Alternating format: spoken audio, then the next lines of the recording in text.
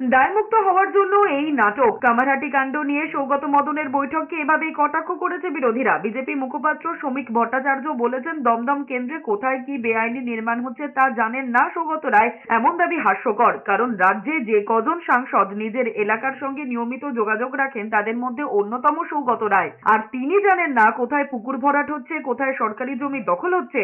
সঠিক তদন্ত হলে সৌগত রায়ও এর বাইরে থাকবেন না। সৌগত রায়ের ক্ষমতাকে কড়া পদক্ষেপ নেবে না, সৌগত রায় নিজে কড়া পদক্ষেপ নিতে চান।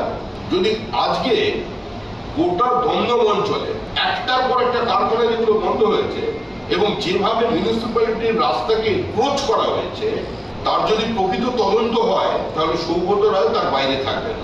তৃণমূলের জয়ন্ত সিংরাই তো দল চালায়, কারো রানা, কারো জয়ন্ত, কারো আবার জেসিবি। এভাবেই খোঁচা দিয়েছেন সিপিএম নেতা সুজন চক্রবর্তী।